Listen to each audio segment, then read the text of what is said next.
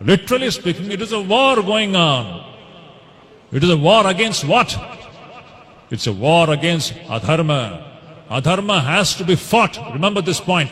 Let us not talk about ahimsa here. Somebody came in the last century and he made unconditional practice of ahimsa a compulsory thing which has literally weakened this country. What we want is strength, capacity to resist evil. Swamiji has spoken about this very wonderfully. Ahimsa can be, absolute ahimsa can be practiced only by a small number of people.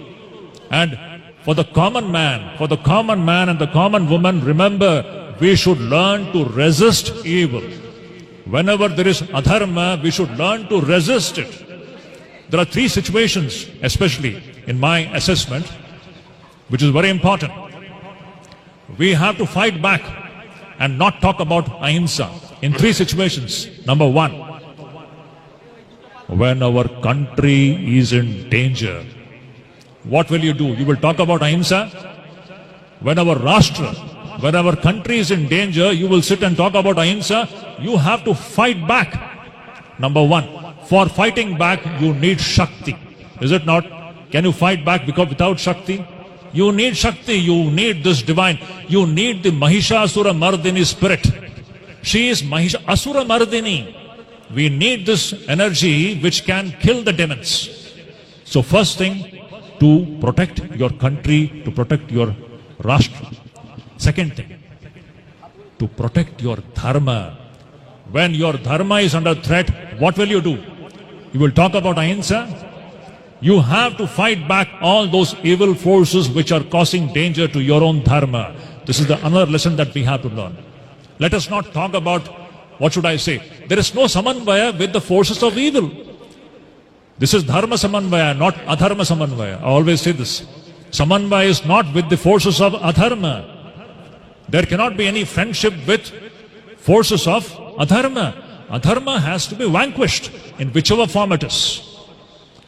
Number three, when the honor of our daughters and sisters are in danger.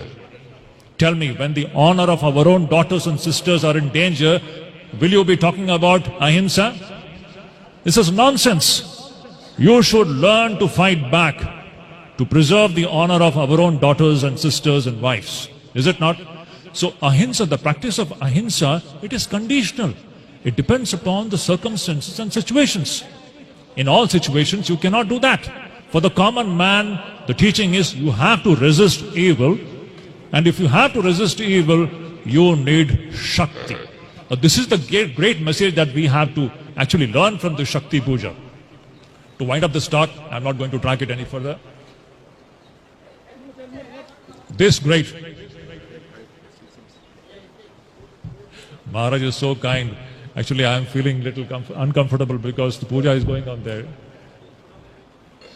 See, my dear devotees, we have to remember this point. So this ahimsa, we have been deluded with this idea. India has become weak because of that. Our neighbors have been hitting us repeatedly and we have been just sitting quiet. It is only in the last 10 years that we have learned to give it back. It should be like that. We should know how to... We should know how to protect our country, number one, Rashtra. We should know how to defend our dharma, Sanatana dharma. Attacks on Sanatana dharma is happening continuously. Are you going to keep quiet? Wherever our dharma is attacked, you have to condemn it. You have to resist this evil. And lastly, as I said, when the honor of our own sisters and daughters are in danger, please don't talk this nonsensical idea of ahimsa. You have to fight it back. And for all this, my dear devotees, you need Shakti. Without Shakti, it is impossible. We have to be united. That is why Swami Vivekananda said, without Shakti, there is no regeneration for the society. So, my dear devotees, this is the extract of this wonderful Shakti Puja. We should remember that it is by awakening this Mahishasura Mardini spirit. It is only by awakening this spirit that we can, really speaking, make our country and our society what it is. So, that line from Aigiri Nandini, the last one, Jaya Jaya He Mahishasura Mardini Ramya Kapardini Shaila Sute. This Mahishasura Mardini spirit, this is the one spirit with which we have to go back from this so-called puja.